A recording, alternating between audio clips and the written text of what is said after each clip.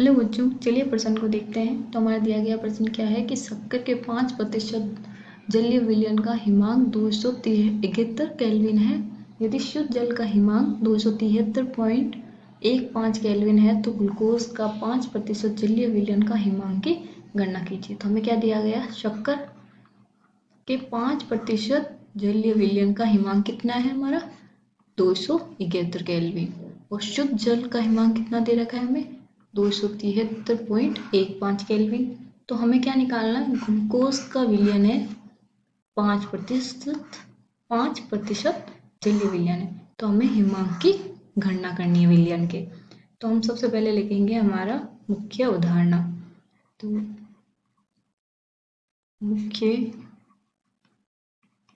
अवधारणा तो वो क्या हो जाएगी, हिमांक में अवनमन। अब आते हैं हमारे क्वेश्चन पे। तो हमारा क्वेश्चन क्या दिया गया है कि शक्कर, तो सबसे पहले हम क्या लिखेंगे, शक्कर का अणुसूत्र।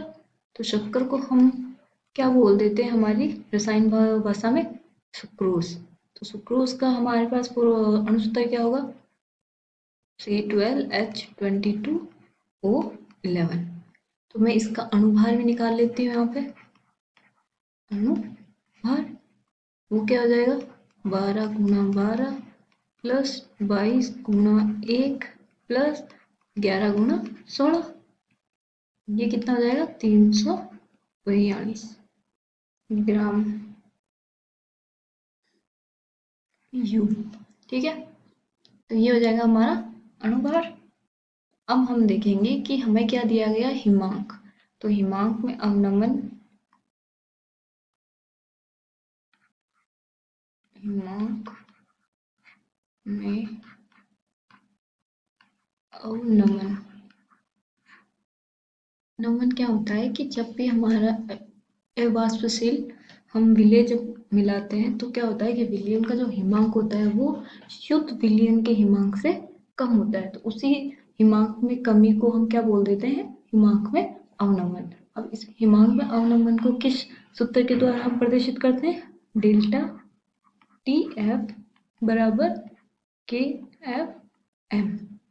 तो डेल्टा टी एफ क्या हो जाता है हमारा, डेल्टा टी एफ हो जाएगा टी नोट एफ शुद्ध विलयन का हिमांक माइनस टी एफ विलयन का हिमांक, ये हो जाता है। और के एफ क्या है हमारा, स्थिरांक। ठीक है, और एम क्या है हमारी, उस विलयन की मोलरता। तो हम क्या लिख सकते हैं, T note F minus T F बराबर के एफ, मोलरता क्या हो जाएगी, विलय के मोल।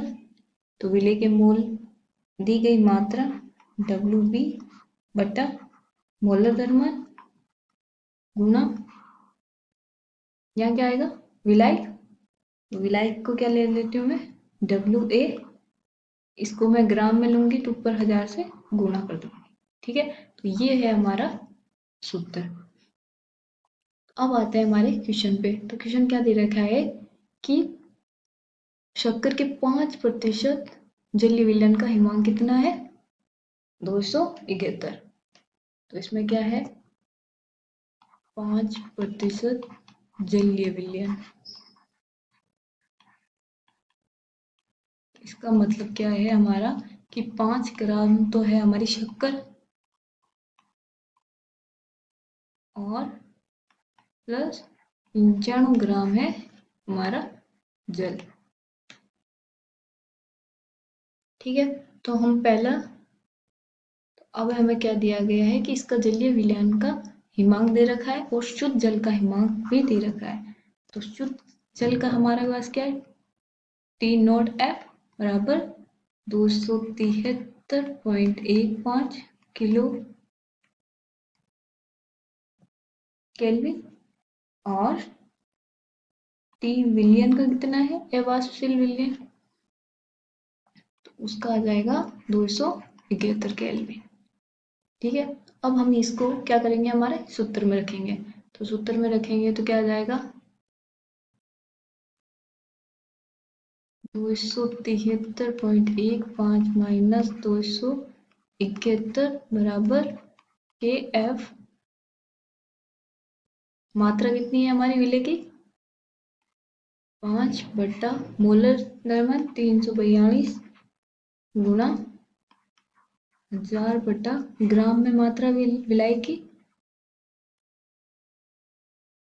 अब इससे हमारा क्या निकल जाएगा यहाँ से? के एफ का मान आ गया हमारे पास, वो है 13.9707। ठीक है। अब हमें दिया गया है क्वेश्चन में कि हम अब क्या लेते हैं कि ग्लूकोज का 5% जलीय विलयन, तो वो हम लेंगे ग्लूकोज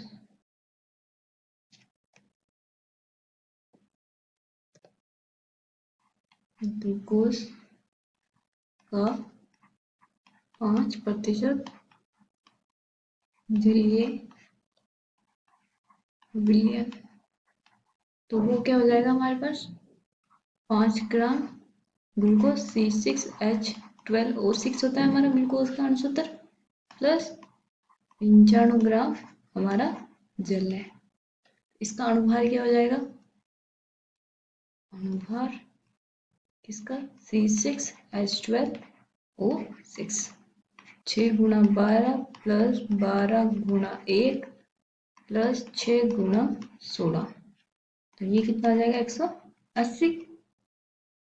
तो इसमें भी हमें हिमांक में अवनमन याद करना है, तो हमारे पास सूत्र है डेल्टा टी एफ के एफ एम। के एफ हमने अभी निकाला था, डेल्टा टी एफ क्या है हमारा? T note F minus T F बराबर के एफ एम। तो हमें निकालना क्या है? ये वाला ग्लूकोज के लिए, ये हमें पता है कि कितना होता है 273.15 माइनस टी एफ बराबर के एफ कितना दिया गया हमें? 13.9707 गुणा दी गई मात्रा कितनी है? 5 ग्राम, मोलर द्रव्यमान 180, 1000 विलाई की दी गई मात्रा किसमें? ग्राम में। तो इसको हम हल करेंगे तो जो हमारा टी एफ आएगा -273.15 बराबर कितना आ जाएगा? 4.085। तो टी एफ को इधर भेजेंगे तो टी एफ बराबर क्या हो जाएगा? 269.065 केल्विन हमारा आ जाएगा विलयन का हिमांक। आशा करती हूँ आपको समझ में आया होगा। धन्यवाद।